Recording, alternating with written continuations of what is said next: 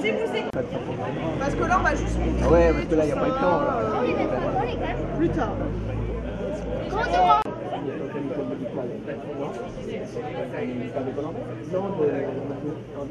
Que nous commencions cette petite réjouissance pour cette inauguration de Microfolie. Donc, Monsieur Guillaume Tirard, secrétaire général de la préfecture de Haute-Marne et sous-préfet, Madame la sénatrice, Mesdames et Messieurs les élus, Mesdames et Messieurs les présidents ou représentants d'associations, Mesdames et Messieurs les chers amis. C'est encore une fois avec plaisir que nous nous retrouvons aujourd'hui pour l'inauguration de Microfolie de Nogent.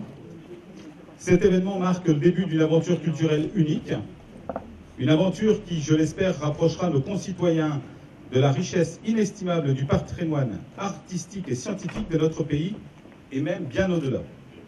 Alors je vais tout de suite répondre à une question que certains, j'en suis sûr, se posent. Pourquoi ce nom de Microfolie? Alors sachez que nous ne l'avons pas décidé en tant que municipalité, nous n'avons pas décidé de baptiser ainsi cet environnement.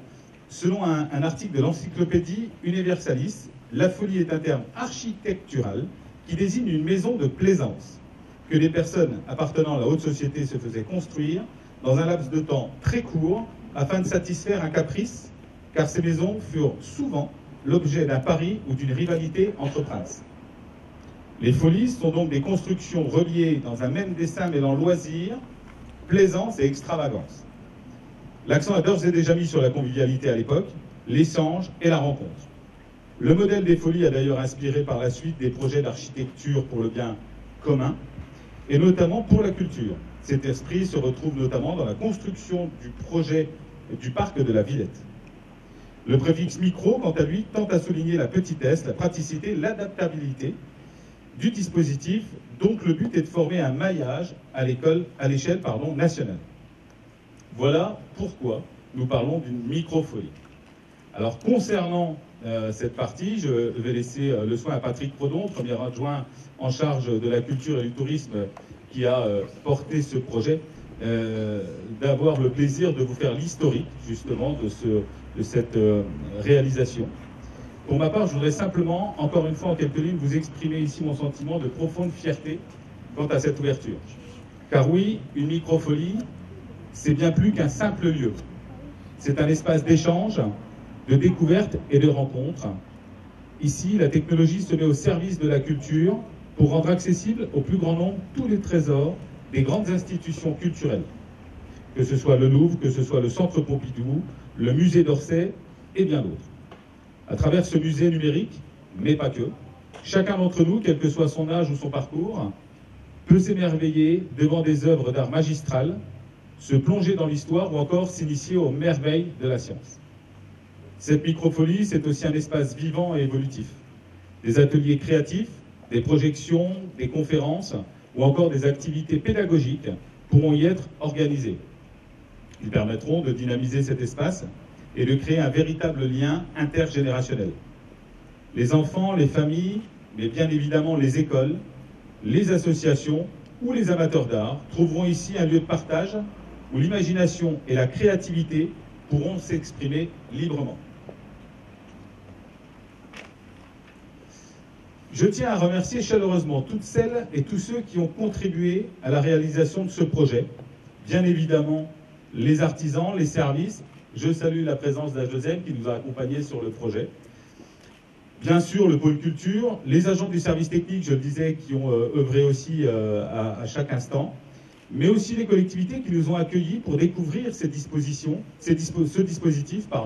et leurs installations. Je pense notamment à Vesoul, je pense à Is-sur-Tille ou encore Saint-Dizier.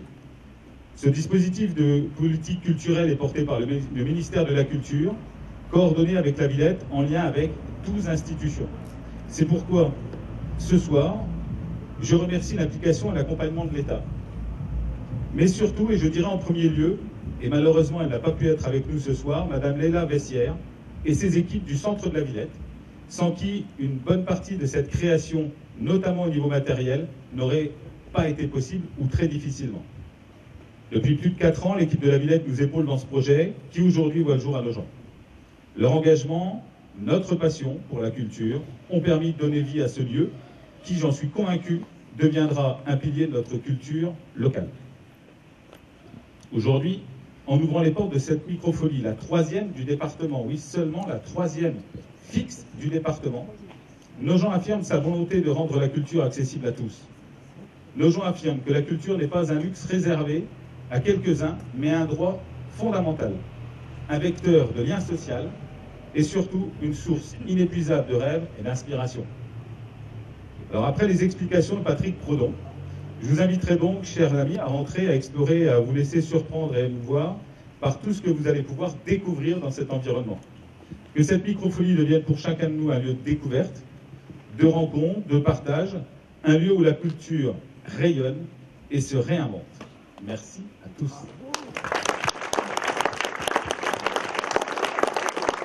Eh bien, bonjour à toutes et à tous. Merci de votre présence pour cette inauguration, comme l'a expliqué M. le maire, cher Thierry, très significative pour la ville de Nogent. Je remercie M. le secrétaire général de sa présence, puis Anne-Marie, chère Anne-Marie, donc sénatrice, notre sénatrice, et puis j'ai vu Stéphane Émeraude de l'agglomération, qui a peut-être d'autres personnalités. Oui, là, c'est ça. C'est lui, donc merci à toutes et à tous d'être là. Moi, je ne vais pas reprendre j'essaie de pas trop reprendre ce qu'a dit Thierry, mais peut-être seulement rappeler que ces nouveaux dispositifs de médiation culturelle favorisent les rencontres entre l'art et le public grâce aux nouvelles technologies, et ce depuis 2017. C'est seulement à partir de l'année suivante qu'ils ont été déployés sur le territoire. Alors en fait, pourquoi microfolie? Thierry a des sa version, moi je vous donne la mienne. Il y a des versions. Il y a des versions. Alors, la version microfolie, ce concept, il s'inspire des folies de Bernard Tschumi. C'est un architecte franco-suisse à l'origine des 26 folies qui habillent le parc de la Villette. Un parc urbain qui est né d'une folie architecturale, c'est tout un peu ce que tu as dit, où cohabitent des activités culturelles, sportives et éducatives. La microfolie, portée par le ministère de la Culture, rassemble environ 3200 œuvres numérisées, et nous pouvons, grâce aux 10 tablettes, 2 casques de réalité virtuelle que nous avons à votre disposition dans le site, accéder au plus près de ces chefs-d'œuvre ici à Nogent.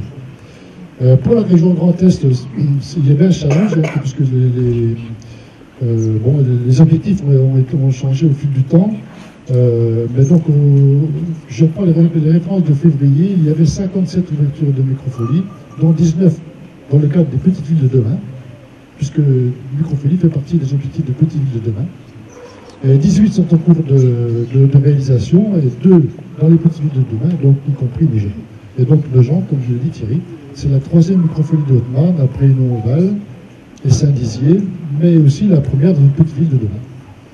Alors pour ce qui nous concerne, je vais le rappeler exactement, c'est en décembre 2020, donc seulement 2 ans après le lancement sur le territoire, donc en plus au début des années Covid, que Julien Chevalier, qui est alors chargé de mission à la Villette, nous propose de candidater à un appel à projet de la région Grand Est.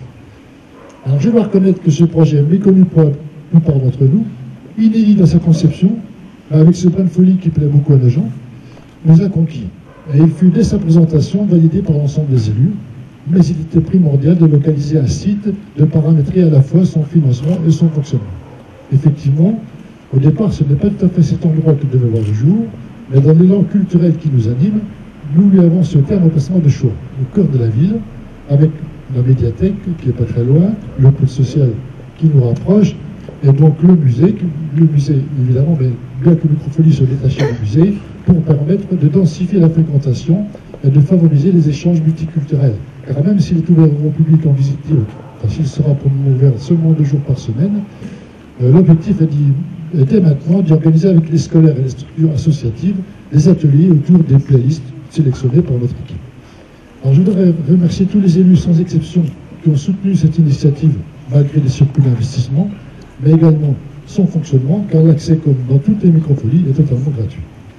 Un immense merci à toute mon équipe qui a apparemment visité Vesoul-Saint-Dizier-sur-Tille. Il va y avoir des représentants ce soir, mais je ne pense pas qu'il y en ait, je n'ai pas connaissance.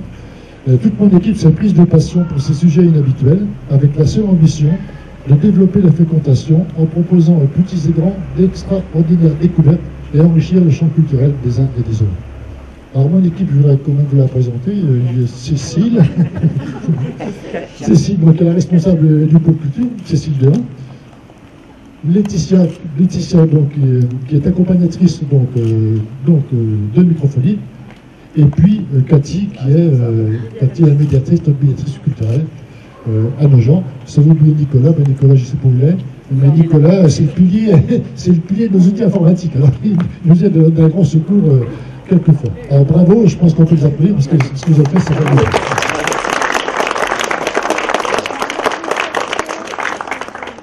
Enfin, mes remerciements vont aussi aux équipes de la Villette pour leur accompagnement constant, le prêt de matériel qui a fait nous familiariser aux outils informatiques. On a du matériel qui nous a prêté pendant 6 mois. Mes remerciements vont aussi aux entreprises parce que la réalisation des travaux s'est révélée complexe. On a eu quelques surprises avec des murs porteurs notamment. Et puis à tous les services techniques administratifs qui ont permis la réussite de ce projet ce soir. Et je vous convie à découvrir ce lieu et les outils grâce à notre équipe. Après nos discours, partager le verre des amitiés pour fêter comme cet événement comme il se doit. Merci à toutes et à tous. Avec ou sans micro? Je voulais saluer bien sûr le maire, cher Thierry, monsieur le secrétaire général de la préfecture, tous les élus présents, notamment notre voisin de Barnet. Je salue aussi bien sûr mon prédécesseur, Michel Procard. Vous tous, ça me fait toujours très très plaisir, et quand les trains sont à l'heure, c'est magnifique parce que on peut tout faire. On peut être à Quimper le matin et à Nogent le soir. Voilà, donc moi je voulais beaucoup être présente. Je salue aussi bien sûr le conseil municipal des jeunes. J'allais oublier, j'oublie toujours quelque chose. Et oui, je tenais beaucoup à être là parce que c'est finalement un des derniers projets que j'ai porté avec vous, hein, avec l'équipe. Il y aura encore la police municipale, je pense, à inaugurer peut-être bientôt. Tout à fait un autre genre. Alors cette microfolie, je vais parvenir sur tout ce qui a été dit et très bien dit, mais surtout sur les péripéties peut-être qui ont fait qu'on a mis 4 ans quand même, hein, je crois à peu près, ça va être à peu près ça, du projet à la réalisation, puisque bon, pour les raisons qui ont été évoquées, on s'était tout de suite inscrit dans le dispositif en se disant que Nogent a quand même par rapport à sa taille surtout une offre culturelle importante, et que cette microfolie complétait à merveille notre dispositif. Et nous avions en plus un lieu tout trouvé qui jouxtait le musée. Et dans notre logique, mais qui n'est pas toujours celle de l'administration et des services, on se disait, le projet initial, rappelez-vous, n'est-ce pas, je me tourne vers le maître d'œuvre, puisque on a eu des discussions parfois un peu serrées là-haut. Effectivement, nous, l'idée première, c'était d'en faire un complément du musée. Donc de bénéficier, par exemple, les sanitaires pouvaient être communs, et surtout, on aurait pu passer de la salle d'exposition du musée par la terrasse qu'on aurait couverte en partie à cet espace donc qui venait compléter. Mais les services de la DRAC, donc de la Direction des Affaires Culturelles, de mais ça ne sera pas comme ça. Parce que dès l'instant qu'il y aura un lien avec le musée, même si on ne touche pas aux collections du musée, même si on ne touche pas à l'organisation du musée, eh bien, il faut reprendre tout le projet scientifique et culturel. Alors là, on s'est dit, ça fait 10 ans qu'on doit reprendre le projet scientifique et culturel, à chaque fois, on a dit tant pis. Alors, c'est vrai que vous allez voir en visitant l'espace, c'est dommage parce que du coup, il a fallu évidemment faire des sanitaires et aux normes handicapées, c'est-à-dire une salle de bal, et ce qui fait que ça réduit d'autant malheureusement l'espace. C'est un petit peu dommage, je trouve, cette rigidité, parce que finalement, ça se complète. Et puis, je peux déjà vous le dire, on pourra quand même passer du musée à la microfolie. Hein. Donc, ça, c'est... Alors, mais si, je veux dire, c'est tellement complémentaire. Alors, ça vous permettra quand même, et ça permettra notamment aux jeunes, mais pas que. Je m'adresse aux jeunes parce que conseil municipal des jeunes, mais ça permettra à toutes les catégories d'âge et à tous les publics de pouvoir, en direct ou presque, hein, pouvoir apprécier, pouvoir se familiariser, pouvoir découvrir les œuvres de tous les grands musées nationaux, voire internationaux. Donc c'est quand même une chance, je trouve, inouïe, dont il faudra savoir profiter avec un outil qui m'est cher, comme vous savez, le numérique. Je suis une fanatique du numérique, mais il faut reconnaître que dans certains cas, quand même, ça apporte beaucoup. Voilà. Donc, on y est arrivé quand même, vous y êtes arrivé, c'est très bien, parce que je pense que c'est une offre qui va vraiment bien compléter l'offre culturelle que nous avons déjà à Nogent. Voilà, merci beaucoup, et félicitations, bien sûr, à tous ceux qui ont contribué à la finalisation, et notamment au culture. Sénatrice, mesdames et messieurs les élus, mesdemoiselles et messieurs les membres du conseil municipal des jeunes, qui aujourd'hui ne sont pas en maquisard, comme la semaine passée. Nous vivons dans un pays formidable, madame la sénatrice, puisque ce pays vous permet de le traverser en l'espace de quelques heures pour nous rejoindre. Et quand ça fonctionne, mais on parle souvent des trains qui n'arrivent pas à l'heure, mais la plupart quand même arrivent à l'heure, et celui-ci, donc, il a peut-être pris un peu plus de temps que vous ne l'auriez souhaité, mais en tout cas, le train est arrivé à l'heure, le train de la microfolie. Et voilà, nous vivons aussi dans un pays formidable, puisqu'il a notamment, nous sommes à l'aube du week-end des Journées européennes du patrimoine, il a un patrimoine formidable.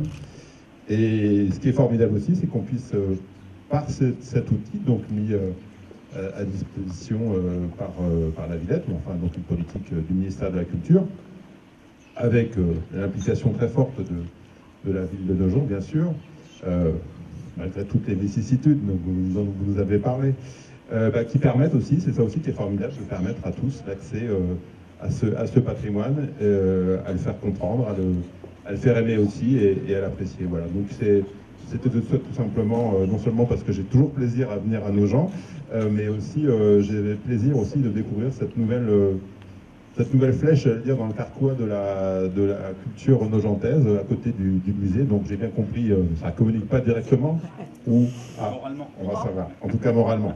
Vous allez voir. Voilà, mais en tout cas la communication morale et l'état d'esprit général est bien à la communication. Donc bravo monsieur le maire, bravo madame la sénatrice, vous êtes des parents, des heureux parents de cette microfolie. Donc il ne nous reste plus, parce que là je pense que tout le monde est impatient, non pas d'aller boire un verre, mais d'aller découvrir cet outil formidable. Après, parce que c'est vous d'ailleurs les jeunes qui allez commencer par regarder un petit peu tout ça. Donc encore bravo et longue vie à la microfolie de Nogent.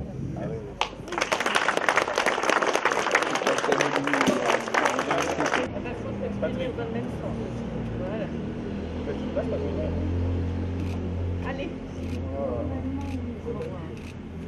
Le coup ?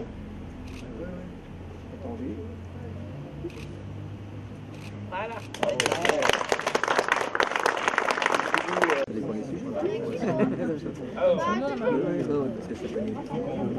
Malheureusement, il y avait déjà très longtemps.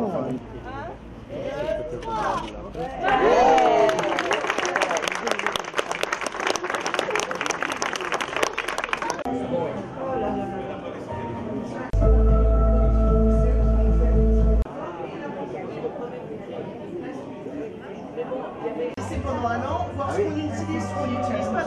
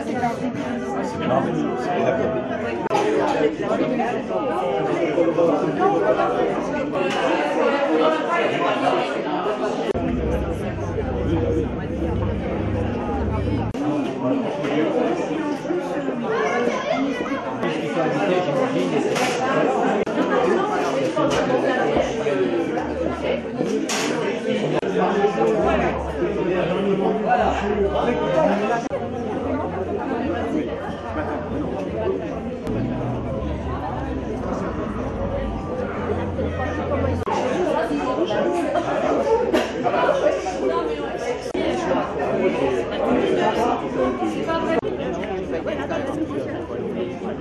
vrai.